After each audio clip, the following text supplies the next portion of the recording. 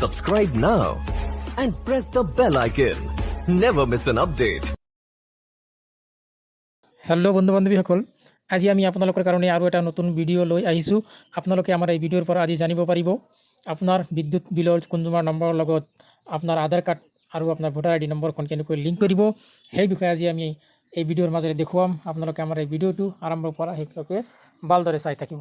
আপোনালোকে আপোনাৰ হাতত থকা এণ্ড্ৰইড ফোন দি অতি সহজতে আপোনালোকে লিংক কৰিব পাৰিব। আপোনাৰ ক'তো যাব নালাগে, আপুনি আপোনাৰ ঘৰতে বহি কামখিনি কৰিব পাৰিব।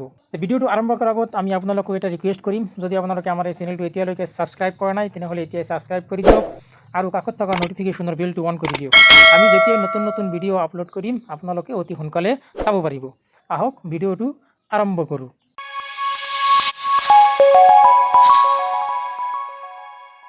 আপুনি আপোনাৰ মোবাইলৰ যিকোনো এটা ব্ৰাউজাৰত যাব, ব্ৰাউজাৰত গৈ চাৰ্চ বাৰত লিখিব apdcl.org।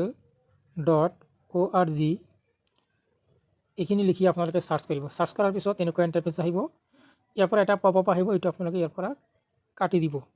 এইটো কাটি দিয়াৰ পিছত আপোনালোকে ওপৰত দেখা পাইছে তিনিটা দাড়ি দেখা পাইছে, ইয়াত আপোনালোকে ক্লিক কৰি দিব। যেতিয়া ইয়াত আপোনালোকে ক্লিক কৰিব, ইয়াত আপোনালোকে দেখা পাইছে লগ ইন, ইয়াত আপোনালোকে ক্লিক কৰিব। লগ ইনত ক্লিক কৰাৰ পিছত যিসকলৰ আগৰ পৰাই মোবাইল নম্বৰখন ৰেজিষ্টাৰ কৰা আছে তেওঁলোকে ইয়াত মোবাইল নম্বৰটো দি চেণ্ড OTPত ক্লিক কৰি OTPটো ইয়াত এণ্টাৰ কৰি লগ ইন কৰি ল'ব। যিসকলে এতিয়ালৈকে ৰেজিষ্টাৰ কৰা নাই তেওঁলোকৰ কাৰণে ৰেজিষ্টাৰ কৰিব লাগিব। প্ৰথমে কেনেকৈ ৰেজিষ্টাৰ কৰিব লাগিব আৰু কেনেকৈ লগ ইন কৰিব লাগিব সম্পূৰ্ণ প্ৰচেছখিনি আমি আপোনালোকক ষ্টেপ বাই ষ্টেপ দেখুৱাম। তো প্ৰথমে আপুনি কি কৰিব, ৰেজিষ্টাৰ নাও ইয়াত আপোনালোকে ক্লিক কৰিব। তাৰপিছত ইয়াত আপোনালোকে কনজুমাৰ নাম্বাৰ দিব, যে আপোনাৰ কনজুমাৰ নাম্বাৰ আছে কনজুমাৰ নাম্বাৰটো ইয়াত এণ্টাৰ কৰিব। কনজুমাৰ নাম্বাৰটো এণ্টাৰ কৰি ইয়াত আপোনালোকে দেখা পাইছে তীৰৰ নিচিনা, ইয়াত আপোনালোকে ক্লিক কৰি দিব। তাৰপিছত আপোনালোকৰ সন্মুখত এনেকুৱা ইণ্টাৰফেচ আহিব, ইয়াত আপোনাৰ কাষ্টমাৰৰ ডিটেইলছখিনি আহি যাব, customer name, connection type, mobile number. যদি আপোনাৰ আগৰ পৰা মোবাইল নাম্বাৰ আছে তেনেহ'লে মোবাইল নাম্বাৰ ইয়াত অট'মেটিক থাকিব, আৰু যদি সেই মোবাইল নাম্বাৰটো আপোনাৰ এতিয়া নাই তেনেহ'লে ইয়াৰ পৰা আপোনালোকে চেঞ্জ কৰি দিব পাৰিব। ইয়াত ক্লিক কৰি আপোনালোকে এইটো ইয়াৰ পৰা কাটি দিব। কাটি পিনি আপোনালোকে ইয়াত নতুন এখন নাম্বাৰ আপোনালোকে এণ্টাৰ কৰিব। তাৰপিছত ইমেইল আই ডি প্ৰয়োজন নহয়, এইটো অপশ্যনাল হয়। তাৰপিছত আপোনালোকে অকুপেশ্যন আছে, ইয়াৰ পৰা আপোনালোকে যিসকলে গভৰ্ণমেণ্ট জব কৰে তেওঁলোকৰ কাৰণে গভ এমপ্লয়, যিসকলে চৰকাৰী চাকৰি নকৰে তেওঁলোকৰ কাৰণে আদাৰ্ছ, আপোনালোকে আদাৰ্ছত ক্লিক কৰিব। আদাৰ্ছত ক্লিক কৰাৰ পিছত তলত আপোনালোকে দেখা পাইছে আধাৰ নম্বৰ, ইয়াত আপোনাৰ আধাৰ নম্বৰটো এণ্টাৰ কৰিব। আধাৰ নম্বৰটো এণ্টাৰ কৰি আপোনালোকে ৰেজিষ্টাৰ ইয়াত আপোনালোকে ক্লিক কৰি দিব। তাৰপিছত আপোনাৰ সন্মুখত এনেকুৱা এটা ইণ্টাৰফেচ আহিব, ইয়াত আপোনাৰ OTP ভেৰিফিকেশ্যন কৰিব লাগিব। যিটো মোবাইল নম্বৰ আপুনি দিলে সেই মোবাইল নম্বৰত এটা OTP আহিব, সেই OTPটো আপোনালোকে ইয়াত এণ্টাৰ কৰিব।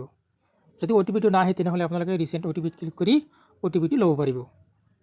OTPটো এণ্টাৰ কৰি আপোনালোকে ভেৰিফাই অপশ্যনত ক্লিক কৰিব। যেতিয়া আপোনালোকে ভেৰিফাই অপশ্যনত ক্লিক কৰিব, ইয়াত দেখাব কনজুমাৰ ৰেজিষ্ট্ৰেশ্যন ছাকচেছফুলি ৰেজিষ্টাৰ। তাৰপিছত আপোনালোকে অ'কে অপশ্যনত ক্লিক কৰি দিব। ৰেজিষ্ট্ৰেশ্যন ছাকচেছফুল হোৱাৰ পিছত আপোনালোকে আকৌ বেক হৈ আহিব। বেক হৈ আহি আপোনালোকে আকৌ এই তিনিটা দাড়ি দেখা পাইছে ইয়াত ক্লিক কৰিব। ইয়াতে ক্লিক কৰাৰ পিছত আকৌ আপোনালোকে লগ ইন অপশ্যনত ক্লিক কৰিব। তাৰপিছত আপুনি যি মোবাইল নম্বৰটো দিলে এতিয়া সেই মোবাইল নম্বৰটো ইয়াত এণ্টাৰ কৰিব। মোবাইল নম্বৰটো এণ্টাৰ কৰি চেণ্ড OTPত ক্লিক কৰিব। আপোনাৰ মোবাইলত আকৌ এটা OTP আহিব, সেই OTPটো ইয়াত এণ্টাৰ কৰিব। OTPটো এণ্টাৰ কৰি লগ ইন অপশ্যনত আপোনালোকে ইয়াত ক্লিক কৰিব। তাৰপিছত আপোনালোকৰ সন্মুখত এনেকুৱা ইণ্টাৰফেচ আহিব, ইয়াত আপোনালোকে দেখা পাব তলত আহিব, অলপ তলত আহি ইয়াত আপোনালোকে দেখা পাব আপডেট প্ৰফাইল। ইয়াতে আপোনাৰ সেই আধাৰ নম্বৰ আৰু ভোটাৰ আইডিখন আপডেট কৰিব লাগিব, লিংক কৰিব লাগিব। ইয়াত আপোনালোকে দেখা পাইছে consumer number, consumer name, mobile number, email ID, voter ID। প্ৰথমে আপুনি ভোটাৰ ID ইয়াত দেখা পাইছে, ইয়াত আপোনালোকৰ ভোটাৰ ID নাম্বাৰখন দিব লাগিব আৰু ইয়াত আপোনাৰ আধাৰ নম্বৰখন দিব লাগিব। ভোটাৰ ID আধাৰ নম্বৰটো দিয়াৰ পিছত অকুপেশ্যন ইয়াত একো দিব নালাগে, আদাৰ্ছত আপোনালোকে ৰাখি দিব। যিসকলে গভৰ্ণমেণ্ট চাকৰি কৰে তেওঁলোকৰ কাৰণে gov employ, semi gov employ, যি যেনেকুৱা কাম কৰে তেওঁলোকৰ ইয়াত সেই অপশ্যনখিনি দি দিব। তাৰপিছত আপোনালোকে এইখিনি কাম কৰি আপডেট অপশ্যনত আপোনালোকে ক্লিক কৰি দিব। যেতিয়া আপোনালোকে আপডেটত ক্লিক কৰিব, ইয়াত আপোনাৰ দেখাব profile update, profile successful updated. তো আপোনাৰ যিখিনি কাম কৰিব লগা আছিল কামখিনি হৈ গ'ল। এনেকৈ আপোনালোকে আপোনাৰ ভোটাৰ ID আৰু আধাৰ কাৰ্ডখন আপোনাৰ কনজুমাৰ নম্বৰৰ লগত লিংক কৰি ল'ব। তো আজিৰ ভিডিঅ' ইমান আছিল। ভিডিঅ' যদি ভাল লাগি থাকে তেনেহ'লে লাইক কমেণ্ট শ্বেয়াৰ কৰিবলৈ পাহৰি নাযাব আৰু আমাৰ এই চেনেলটো যদি আপোনালোকে এতিয়ালৈকে ছাবস্ক্ৰাইব কৰা নাই তেনেহ'লে ছাবস্ক্ৰাইব কৰি ৰাখিব আৰু কাষত থকা নটিফিকেশ্যনৰ বেলটো অন কৰি দিব।